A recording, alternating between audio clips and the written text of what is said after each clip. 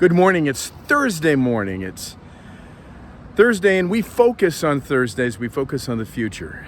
And we've been looking at the early church and how it unfolded, how it developed, and how God was with them, and how God blessed that early church because they devoted themselves to the apostles' teaching, to the fellowship, to the breaking of bread, and to prayer. And so it grew.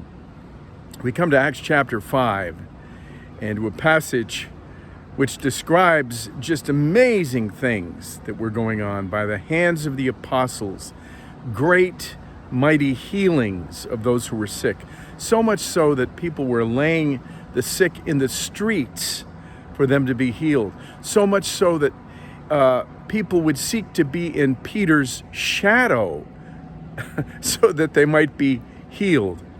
And the church was growing and people were being added and amazing miracles were taking place. Wow. Are we missing something here? Are we missing something? Why aren't these things happening in our church and in other churches? You know, there is a movement called the Third Wave movement, the Signs and Wonders movement. And those people believe exactly that there's something wrong with the church if amazing miracles are not taking place and people are not being healed. Well, if anyone knew something about amazing miracles, it was the prophet Elijah. Not Elisha, he came after Elijah, but Elijah.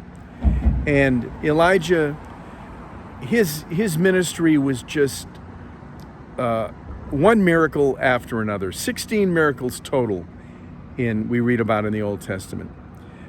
He would start the rain and stop the rain. He raised a young child, back to life from the dead. He called down fire from heaven to destroy the apostles of Baal. It was one miracle after another. He was fed by a raven in the wilderness, appointed by God. Just amazing things going on. These were the wow moments in Elijah's ministry.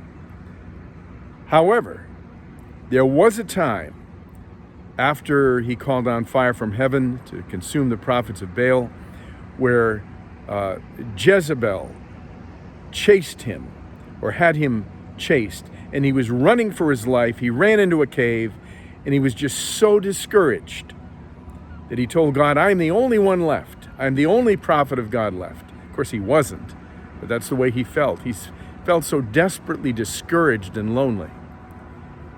And God took him out to the entrance of the cave, and he sent a fire, a blazing inferno, but God was not in the blazing inferno. He sent an earthquake, but God was not in the earthquake. And then there was the King James Version calls it a still, small voice. That was the voice of God. And so all of the miracles came to an end, and God spoke to Elijah with a still, small voice. You know, perhaps God wanted to show Elijah that he doesn't always speak through amazing miracles as he had experienced during his ministry. And that's such an important lesson for us. That, sometimes God does. We do have those wow moments in our lives. You can testify to some of them where it was just a moment where God spoke in an amazing, miraculous way. Maybe it was through healing or maybe in some other way. However, what we need to hear is the same thing that great Christian prophet needed to hear, is that God is always speaking. God is always speaking.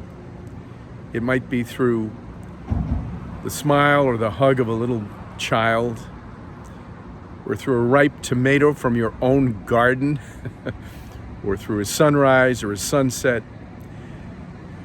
The truth is, God is always speaking. And sometimes it's not in a fire, it's not in an earthquake, it's not in amazing miracles, but it's with a still, small voice. In the ordinary things of life, God is always speaking. The problem is, we are not always listening. So today, listen to what God is saying. Appreciate those small, ordinary things that God has put in your life, because through them, He's speaking to you. God bless your Thursday.